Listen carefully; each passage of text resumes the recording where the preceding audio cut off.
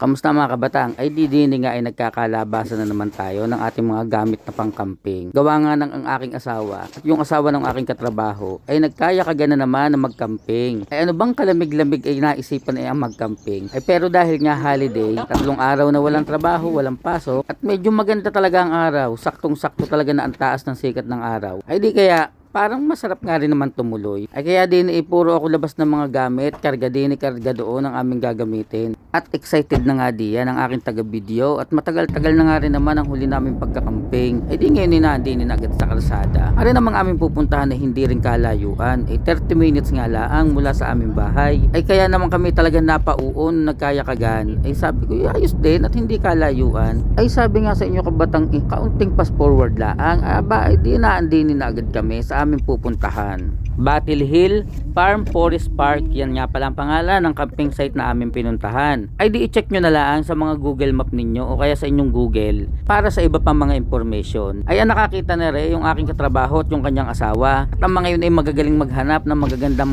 camping spot o mga pasyalan. Ay di kami isabit laang, kami na may lagi laang sama sa yaya. Ay di nga pala ay merong bayad, $8 sa matanda, $4 po sa mga bata. Ay di nga ay kanya-kanya na rin kaming hanap ng mga mapaparkingan at na mapipestuhan. Ay di bitbit namin lamesa, hindi namin uuwian ha sa bigat niyan. Ay yun inilipat lang namin ng pwesto at yung amin na pwestuhan ay walang lamesa. Ay pwede nyo naman daw ilipat-lipat ang lamesa basta't walang gumagamit. At saka din pwede kayong pumisto kahit saan basta wala kayong masasagabalan o wala kayong maaabalan na katabi na nakapwesto na. Ay di nga lang siguro ang mahirap kapag ka nag-uulanan. Gawa merong mga nakapaskil na kapag ka maputik ang mga damuhan o ang mga daanan ay hindi pwede ang sasakyan. Ibig sabihin ay baka lumubog ang inyong mga gulong. Pero dahil nga yung punta namin ngayon ay talagang mataas ang sikat ng araw, talagang maganda ang panahon, ay di walang problema sa aming mga parkingan. At ngayon at nakapili na kami ng pwestuhan, ay di todo ayos na kami ng aming tent. Dini sa camping site na ere ay no power. Pero maganda din may banyo naman. At saka meron silang drinking water talaga na pwede mong igiba na maiinom. Ay meron din sila dining ilog. Ang hindi ko lang alam ay kung pwede yung paliguan. Pero meron kami mga nakikita na para bang mga nagliguan. Ay di yun nga lang, ang magtampisaw ay siguradong pwede yung gawin. Ang tanong lang ay kung kaya ng inyong balat kalabaw ay sa pagkakalamig naman pag winter. Pero kapag ka summer, sa tingin ko ay talagang napakasarap lumusong dahil nga hindi naman kalamigan. Dini meron pa kayong ibang pwedeng gawin Yun nga lang hindi na ako nagpapasyal at gawa nang ako nga ay nilalamig. Pero yung mga bata na kasama namin ay merong mga napuntahan na meron pang mga alagang hayop daw na pwede nyong panuorin habang kayo ay naan